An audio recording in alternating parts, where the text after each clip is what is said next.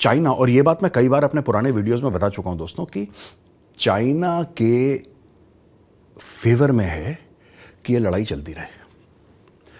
पर यार, अगर हिजबुल्ला और हमास को और ईरान को, मोस्टली ईरान को, अगर वो उस टाइप के वेपन्स नहीं मिले, उस टाइप के हथियार नहीं मिले जिससे लड़ाई चलती रहे, तो इजराइल निपटा देगा उनको। इजराइल के लिए कोई बड़ी बात नहीं है इनका निपटाना। इजराइल थैंक यू बोल सकता है इनको। लेकिन अगर ये चाहें कि ये लड़ाई और खिंचे, 1-2 साल और चले, तो उसके लिए बहुत आवश्यक है कि अपोजिंग पार्टी है, हिजबुल्ला हो, हमास हो, ईरान हो, हुथी हो, उनके पास लेटेस्ट वेपन्स और टेक्नोलॉजी आए। तो इजराइल को और लंबा देखिए, हरा फिर भी नहीं पाएंगे ये, लेकिन ये लड़ाई 1-2 साल और खिंच सकती है। अब दोस्तों मैं आपको बताता हूं, जैसे ये चाइना है, ठीक है, रफली बता रहा हूं आपको, ये रशिया है, राइट, और इधर towards the west of Russia there is Ukraine, which is essentially eastern Europe. मैं आपको एक ब्रॉड फ्रेमवर्क बता रहा हूं यहां पे।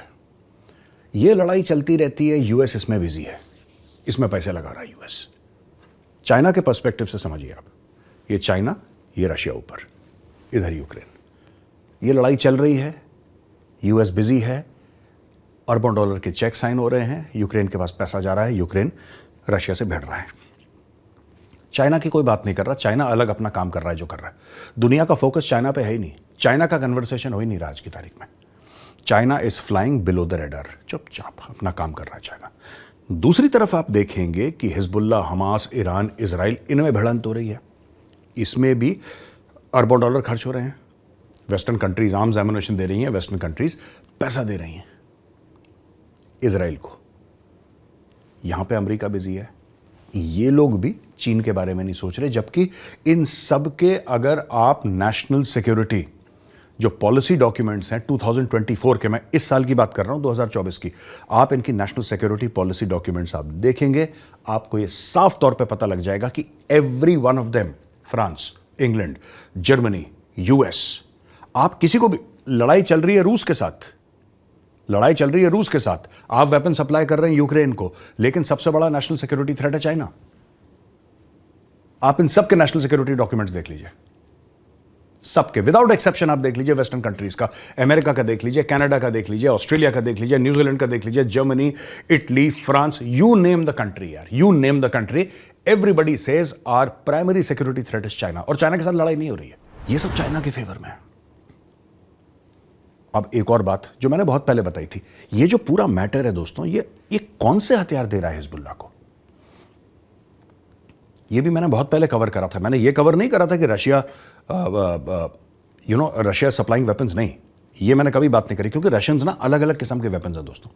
मैं आपको फ्रैंकली बताऊं, आपको रशियन ओरिजिन के वेपन दुनिया भर में मिल जाएंगे। कई कंट्रीज हैं जो मैन्युफैक्चर कर रही हैं लाइसेंस, जैसे हम लोग खुद ही इंडिया AK-203 का जो मैन्युफैक्चर हम कर रहे हैं अमेठी में for the Indian Army, we are manufacturing the AK-203 under licence from Russia, and the complete transfer of technology, actually complete TOT हम लोग जो ट्रांसफर कर रहे हैं, तो उसमें वो तो हम लोग बना रहे हैं, लेकिन ओरिजिनल क्या है वो, it's a Russian platform AK। दूसरी तरफ अगर हम T-90s बना रहे हैं, इट्स अ रशियन प्लेटफॉर्म। अगर हम ब्रह्मोस बना रहे हैं, it's in collaboration with Russia, correct. इतना आपको पता लग गया। तो जो लो टेक प्लेटफॉर्म्स हैं जैसे AK, वो कई देश बना रहे हैं और वो आपको दुनिया भर में मिल जाएंगे। वो आर्म्ड फोर्सेस भी उसको चला रही हैं, AK-47 को या AK और भी AK सीरीज जो ऊपर तक हैं, और RPG हैं, रॉकेट प्रोपल ग्रेनेड, वो भी चला रहे हैं। तो ये तो आलू प्याज जैसे मिलते हैं पूरी दुनिया में। और ये कोई जरूरी नहीं है कि रशिया ने ही वो AK-47 सप्लाई करी हो, रशिया ने ही वो रॉकेट प्रोपल ग्रेनेड सप्लाई करी हो, नहीं, that is not important. These are low tech things. ये हर आपको, आप तालिबान ले लो, Tehreek Taliban, everybody is using those weapons. तो ये दुनिया में सबसे सोल्ड वेपन प्लेटफॉर्म्स हैं AK सीरीज के। These are most sold firearms in the world. इनसे ज्यादा ना कोई बिका ना कोई खरीदा गया। तो ये सप्लाई क्या कर रहे हैं यार हिजबुल्ला को? What are they supplying?